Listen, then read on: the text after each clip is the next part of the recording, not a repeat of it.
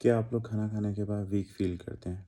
Tiredness होती है, exhausting feel करते हैं, माइंड फ़ॉगी सा रहता है, कंसंट्रेशन नहीं डेवलप होती, आपका दिल करता है कि आप थोड़ी देर के लिए कोई नैप वगैरह ले लें ताकि आप लोग रिकवर कर सकें। तो ये वीडियो सिर्फ़ आप लोगों के लिए है। इससे आपको आइडिया हो जाएगा कि आपका इस तरह बॉडी रिएक्ट क्यों कर रही है। आइए इस पे बात करते हैं। मेरा नाम तहसीन है, मैं लेवल 3 सर्टिफाइड पर्सनल ट्रेनर हूँ। हमारे ज़हन में होता है कि खाना खाने के बाद हमें एनर्जी मिलेगी, हमारा ब्रेन एक्टिव होगा, हम बहुत अच्छे से काम कर सकेंगे, लेकिन ऐसा नहीं होता। इस सब की दो मेन वजह हैं। पहले नंबर पे आती है क्वांटिटी ऑफ फूड कि आप कितना खा रहे हैं। सेकंड नंबर पे आता है क्वालिटी ऑफ फूड कि आप किस तरह का फूड खा रहे हैं, उसकी क्वालिटी कैसी है, क्या चीज़ है वो। जब आप खाना खाते हैं तो आपकी बॉडी फूड जो एब्ज़ॉर्ब करती है उसके लिए उसे एनर्जी स्पेंड करनी पड़ती है। जितना ज़्यादा फूड आपने खाया होगा, जितना ज़्यादा खाना खाया होगा, उतनी ज़्यादा उसे एनर्जी एक्सपेंड करनी पड़ेगी उसे डाइजेस्ट करने के लिए। एनर्जी जितनी ज़्यादा एक्सपेंड होगी उतनी ज़्यादा आपकी बॉडी लो स्टेट में जाना शुरू कर देगी, यानी कि लो एनर्जी लेवल्स आपको फ़ील होने शुरू हो जाएँगे। आपका दिल करेगा आप थोड़ी देर के लिए बस सो लें, कि रेस्ट कर लें कि आपकी बॉडी जो है थोड़ा-सा वापस बेहतरी की तरफ आने लग जाए ताकि वो प्रोडक्टिविटी की तरफ आ जाए। सेकंड नंबर पे आ जाता है क्वालिटी ऑफ फूड। अगर आपकी डाइट में हाई कार्ब्स हैं, स्पेशली प्रोसेस्ड कार्ब्स, जिसमें आपके पास आ जाती है प्रोसेस्ड ग्रेन्स आ जाते हैं, प्रोसेस्ड पास्ता है जिसमें वाइट राइस हैं, इस तरह की चीज़ें जो बहुत ज़्यादा हाई उसमें प्रोसेस्ड हैं, हाई कार्ब्स हैं और बहुत ज़्यादा कार्ब्स का इंटेक कर रहे हैं। इसकी वजह से आपकी बॉडी जो है वो शुगरी आइटम्स की तरफ जाना शुरू कर देती है, वो उसकी क्रेविंग करने लग जाती है, आपको ज़्यादा भूख लगने लग जाती है। आपका जो बॉडी का लेवल है वो चेंज होने लग जाता है, वो ग्लूकोज़ स्पाइक की तरफ जाने लग जाता है, ग्लूकोज़ बहुत ज़्यादा हाई होने लग जाता है, जिस वजह से आपकी बॉडी और डिमांड करने लगती है, आपको एक्स्ट्रा हंगर रहती है, आपकी क्रेविंग और बढ़ जाती है। आपको बाज़ का दिल करता है कि आप कुछ मीठा वगैरह इस तरह की कोई चीज़ें खा लें। आपका इम्यून सिस्टम लो हो जाता है, आपकी स्लीप क्वालिटी जो है आपकी वो डिस्टर्ब हो जाती है, वो सारी इफ़ेक्ट होती है। और ज़्यादा देर तक इस प्रोसेस में रहने से, यानी कि आप हाई कार्ब डाइट में रहने से आपकी बॉडी जो है वो जल्दी एज करने लग जाती है। ये प्रोन टू कैंसर होने शुरू हो जाती है कि आपको जो कैंसर होने के चांसेस हैं वो बढ़ जाते हैं इसमें। इसके अलावा आपको एक्ने, उसके साथ आपको डिप्रेशन, इस तरह की भी बीमारियों के चांसेस और ज़्यादा बढ़ जाते हैं। और जो फीमेल्स हैं उनमें मेंस्ट्रुअल इर्रेगुलरिटीज़ शुरू हो जाती हैं, पीसीओएस हो जाते हैं। उसके अलावा जो इनफर्टिलिटी के इश्यूज़ हैं वो बढ़ जाते हैं। ग्लूकोज़ ज़्यादा होने की वजह से हमारी बॉडी रिलीज़ करती है एक हार्मोन जिसको कहते हैं इंसुलिन। इंसुलिन रिलीज़ होने से हमारी बॉडी जो है वो इसको प्रोसेस कर रही होती है, जो हमारी एक्स्ट्रा ग्लूकोज़ होती है। लेकिन ज़्यादा देर इंसुलिन की तरफ रहने से, यानी कि ग्लूकोज़ हाई रहने से हमारी बॉडी प्रोन हो जाती है इंसुलिन की तरफ, वो बढ़ जाती है इंसुलिन रेजिस्टेंस की तरफ, यानी कि इंसुलिन का भी उस पे उस तरह से प्रॉपर इफ़ेक्ट नहीं रहता।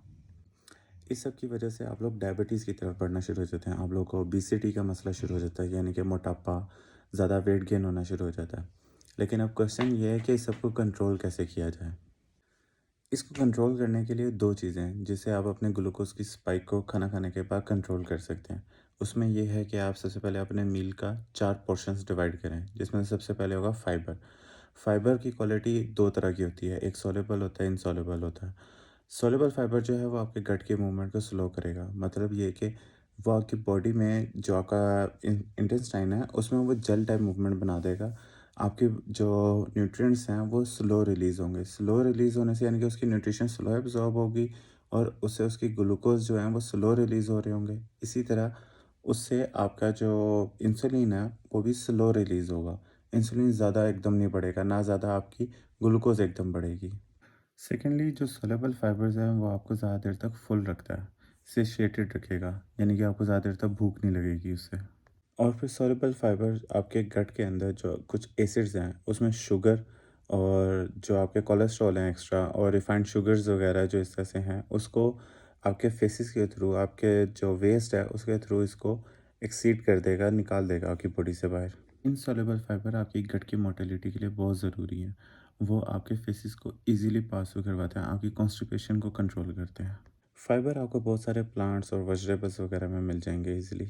अगर आप लोग प्लांट्स या वेजीज वगैरह नहीं यूज़ करते तो आप लोग ये है कि फ़ाइबर के लिए कुछ सप्लीमेंट ऐड कर सकते हैं अपने पास, जो आपके गट के लिए हेल्दी रहेगा, आपकी जो न्यूट्रिएंट्स हैं उसको पूरा करेगा।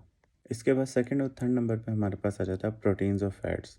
प्रोटीन्स और फैट्स आपको बहुत देर तक फुल रखेंगे। ये आपके जो मूवमेंट है उसको कंट्रोल करेंगे। प्रोटीन ज़्यादा हाई और फैट्स में ये होता है कि जब आप प्रोटीन ले रहे हो तो आपकी बॉडी खुद ही ऑटोमेटिकली एडजस्ट कर देती है कि अब उसने इससे ज़्यादा नहीं खाना। बिलफर्ज आप 49 आउंसेस का आप एक स्टेक लेते हैं, लेकिन आपकी बॉडी बस कर देती है 29 आउंसेस पे ही, उससे ज़्यादा उसको ज़रूरत ही नहीं है, वो उससे ज़्यादा उसे नहीं लेगी। तो उससे ये होगा कि आपकी बॉडी जब रुक जाएगी तो वो उससे ज़्यादा एडजस्ट नहीं करेगी, उससे ज़्यादा वो डाइजेस्ट नहीं करेगी, वो खुद बताएगी कि मैं बस अब मुझे और भूख नहीं है। इसी तरह चौथे नंबर पे हमारे पास आ जाता है कार्बोहाइड्रेट्स। कार्बोहाइड्रेट्स क्या करते हैं, वो हमारे लिए बहुत ज़्यादा ज़रूरी हैं।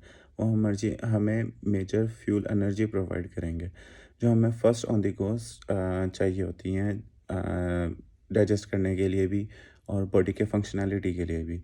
लेकिन ये है कि हमें उसको कंट्रोल में रखना है, हमें उसका पोर्शन थोड़ा रखना है। इस तरह से हमारे कार्ब्स भी कंट्रोल में रहेंगे, लेकिन प्रोटीन्स और फैट्स हमारे फिर भी अच्छे रहें। अब जो आपके जो कार्बोहाइड्रेट्स हैं वो कंट्रोल नहीं होते, बॉडी ऑटो रेगुलेट नहीं करेगी।